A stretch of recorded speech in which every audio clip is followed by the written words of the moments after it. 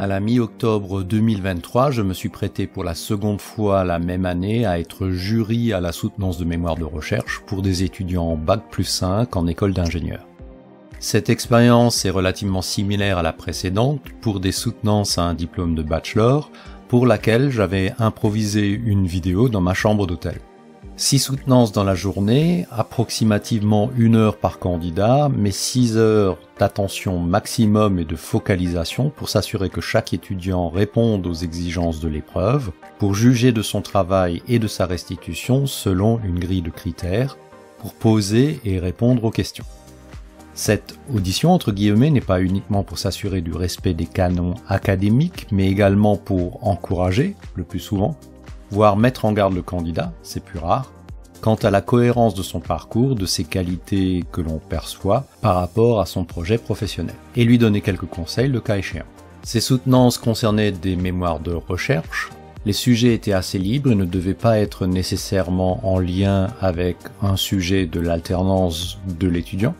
Par conséquent, les présentations reposaient essentiellement sur une connaissance livresque, entre guillemets, une revue de littérature et une étude qualitative. Pour tous les professionnels régulièrement sollicités via LinkedIn, si vous ne le saviez pas, ce type d'étude quali fait partie des exigences de différents cursus et les étudiants arrosent leur réseau de demandes et sollicitations pour trouver des répondants. D'un côté, on a les professionnels qui sont plus ou moins fréquemment sollicités par des inconnus qui formulent leurs demandes de manière plus ou moins élégante et plus ou moins qualifiée. À titre d'exemple, la dernière sollicitation en ce qui me concerne tourne autour des pratiques opérationnelles du secteur du BTP dont je n'ai aucune idée.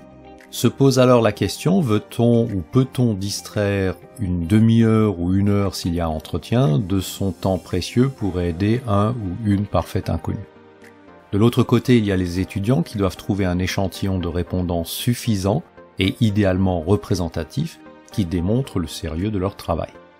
Comme ils peinent à trouver des répondants, les échantillons sont le plus souvent très réduits et par conséquent évidemment peu représentatifs. Le jury, du moins en ce qui me concerne, évalue davantage l'approche et la méthodologie et en particulier l'analyse qui est présentée plutôt que sa représentativité. Ce qui m'étonne, ce ne sont pas les échantillons réduits, mais le manque de recherche complémentaire qui pourrait soutenir les conclusions proposées par des éléments de preuve ou des indices qui forment une corrélation. C'est un peu service minimum, visiblement approuvé par les directeurs et directrices de mémoire. Second étonnement, le peu de réflexion critique sur la vraisemblance des éléments ou un regard critique sur l'origine de certaines données, sources documentaires et autres. Trop souvent, les étudiants se contentent de citer une source, sans en discuter la valeur, ni même employer de prudents conditionnels. Mais la réflexion critique est peu développée dans le cursus académique en général, y compris dans d'autres pays. Un constat partagé, exemple à l'appui, par mon mentor S Critical Thinking, Bill Detmer. Or, la résolution de problèmes complexes et le raisonnement critique figurent parmi les soft skills les plus en demande, paraît-il. Finalement, sur 6 mémoires, 2 m'ont particulièrement intéressé et j'y ai trouvé des points que je souhaite creuser ainsi que des références bibliographiques. Mon retour d'expérience est que pour une journée de soutenance, il faut investir, du moins selon ma manière de procéder, une journée supplémentaire à lire et décortiquer les mémoires, soit 2 jours de mobilisation au total. L'exercice est intéressant, même si c'est intense.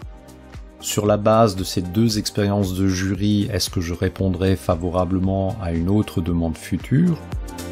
Eh bien, sous réserve de disponibilité, et si cela reste à proximité, probablement oui.